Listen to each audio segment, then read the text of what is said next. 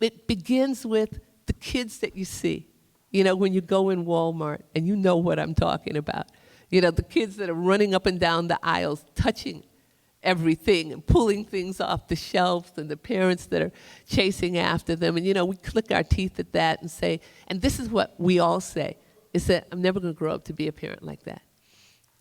I'm going to pull it together, and I'm going to have control, and these things are not going to affect me and my family.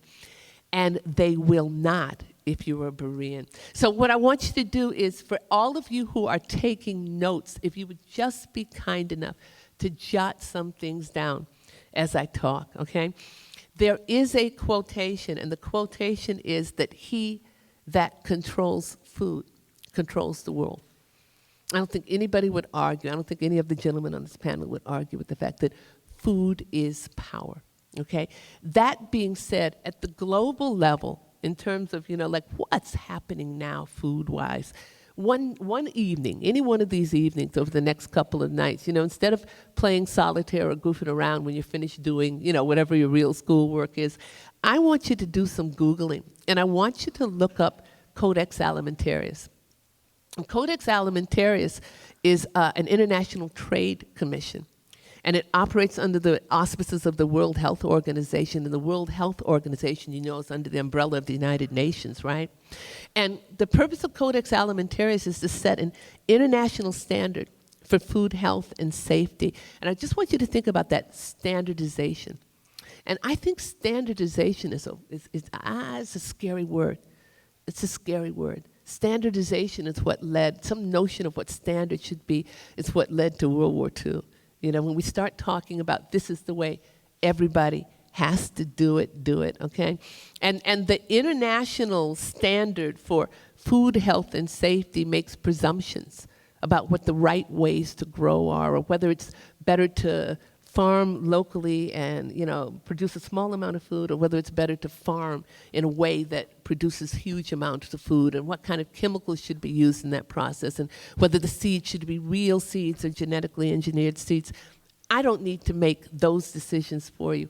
All I can do is sit here today and encourage you, look it up, okay? And then while you're looking it up, we toss these words around, genetically engineered crops and GM crops. Read. Do a little bit of reading and find out what genetically engineered crops are, okay? And read about the companies that now have the technology to splice pesticide DNA to the DNA of your corn, so that when your corn grows out of the ground, right? And now the worm comes and eats the corn, the worm dies. So pesticide is a part of the food. And then connecting all the dots, like somebody said, connect all the dots and think about the fact that that same high fructose corn syrup is found in infant formula. I'm not going to draw any conclusions. I'm not going to tell you what right or wrong is. I'm going to tell you, be a Berean, okay? Look at the new Iraqi constitution and marvel at the fact that one of the new constitutional requirements is that all farmers use genetically engineered seeds. Something interesting about genetically engineered seeds, they're sterile. And meaning that they're sterile, you can't save the seeds that come from the food and then put them in the ground again. You got to go back out and buy those seeds. And now in order to buy those seeds, you have to get loans. And in order to get loans, you have to go into debt. And now while we're thinking about the ramifications of that, you know what? Look at the suicide rate of 180,000 farmers, and that's conservative in India, who took out IMF and World Bank loans and then had failed crops. And they had to follow prescribed protocols for farming, and it involved pesticides, and it involved GM seeds. And how did they commit suicide? The way they committed suicide was by drinking the very pesticide that they had been required to use as a part of their farming protocol when they got the loans. Okay, so I just want then jump to the United States. Okay, that's national, and look at a bill called S510. And it's another standardization bill that says, you know, maybe small farmers can't do it the way they do it anymore. You know, maybe this guy over here can't decide that he's going to raise chickens and slaughter them because in order for him to sell maybe 100 chickens, 200 chickens, he has to have the kind of commercial equipment that would make it, you know, just not feasible to do it Gina, anymore. We have some members of our audience beginning to come down, and we only have about another 15 minutes or so before we have to end the panel. But be a Berean, because it's just a huge question. And it's a huge question, and it is. It's so frustrating to take a huge and important question and say, you know, 5 minutes, 5 minutes, 5 minutes, 5 minutes. But start doing research and then make a decision for yourself. Don't get mad and don't blame people and don't call names and everything. Just decide, how are you going to live? You know, make those choices for yourself. Great examples for us to be less of a consumer and more of a producer. Let us start over here with Professor Beth Berry and your question for the panel. I was wondering, there's so much information out there. I was wondering if the panel could talk about the resources and information that you turn to that you find reliable, and maybe even pinpoint some information that you find unreliable in terms of food and that kind of thing. Who would like to? I'm sorry. As far as myself, our company, we have done a great deal of research as far as the foods that we are bringing in. We're very, very engaged with the producers and the alliances as far as the Farmers Alliance and things like that. So we are looking into those items. And again, it's that big wheel again. We need to look at it in small areas and changing those small areas. So that's how we look at it. We do look at it at a local level also. Thank you. Any? I'd just throw out a couple of magazines or periodicals that are very good. Acres USA, which is out of Austin, Texas. It's on eco-agriculture, and they cover what's going on in the growing and raising of whether it's plants and animals and how to do it sustainable. Lots of articles on farmers that are doing things. Very, very good magazine. Very relatively inexpensive, probably in the library. Grit magazine is another one on that order. And then again, like I had mentioned earlier, Farm and Ranch Freedom Organization. Very good as far as what's happening in legislatures and food policy, whether it's at the national, state, or local levels. Not so much at the local levels, but the state and the national levels. There's a website, and it's www.mercola, MERCOLA.com.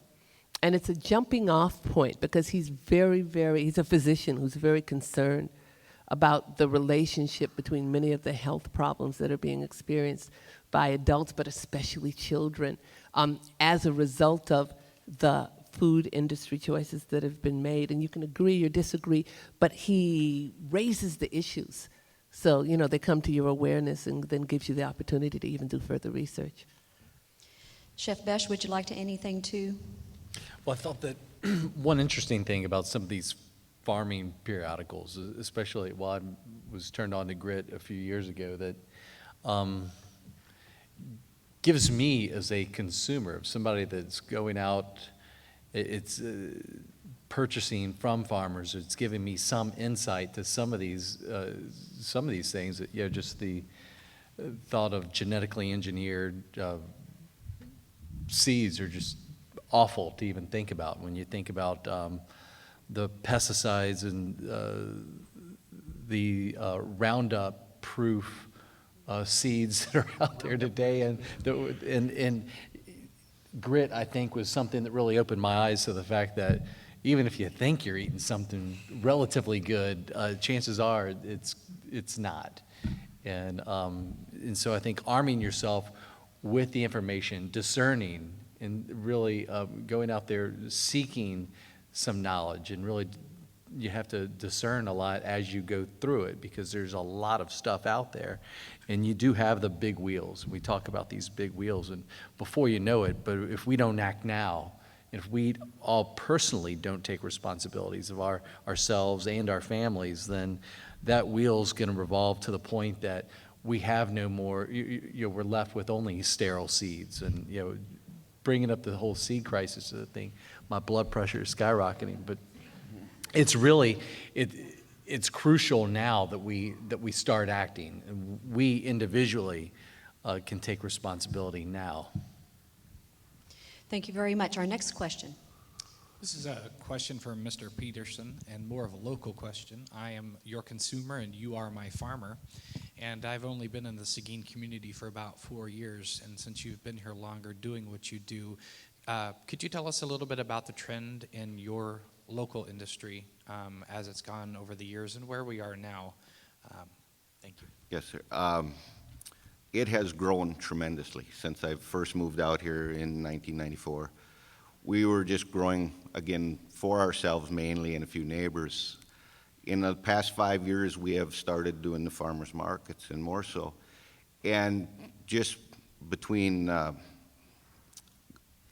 TOU and my location in Miss Young, there are almost 10 farms out there that are my size, larger than me, that grow for farmers markets. Now, we have a farmers market right here at TOU. We do that on Mondays. But there's another one in Seguin. Many of these farmers are going to Austin because we don't get enough support locally. And some of that people don't know. It's education of where we're at and so forth. Marketing is very difficult at the local farmer level. It is very hard to do. We try to do whatever we can to get our word out.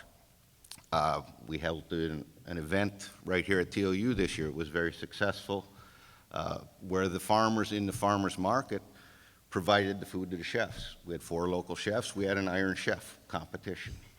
And obviously everything was based off of vegetables, but it was very good. They added meats and so forth, but it was well received. And we raised a little bit of money for the food bank and some publicity for ourselves. There's talk of doing it again. We'll see. It takes a lot to put that together. Typically, us farmers are a little busy, strapped for time. But again, everything has been growing. The farmers market trends are becoming more and more popular, and they're more and more popping up. I don't know how forcefully I can ask you, just go out and at least look, try the products. And they're growing. The food is good. It's all local. It's fresh. That's the main thing to look at. If you come to a Monday farmers market like we do here, it's in the afternoon. That produce is typically picked that day, that morning, or Sunday. So you are getting the freshest produce you can get anywhere virtually. Thank you. Just a show of hands for our panel, who has ever been to a local farmer's market? Awesome. Next question. You've been standing. You go ahead and over here. Chef Besh, you talked about your fine dining restaurants and then feeding charitably, in disaster relief. How do you take this philosophy that you all work on and apply it to low income? Because it is more expensive. I belong to a CSA, and the vegetables are more expensive than going to Walmart or H-E-B. And, the free-range chickens are more expensive. And, and I can afford to do that. But how do you not only educate, but bring that to the low income? It's a great question, and it's something that my inner city in particular has really been struck with. I years ago wrote a book with a doctor on restructuring the New Orleans diet, so that what happened was that low-income families are seeing this huge rise in adult onset diabetes and in preteens, children losing their eyesight due to this at extremely young ages. I mean, you think about it, what seems cheaper isn't necessarily cheaper.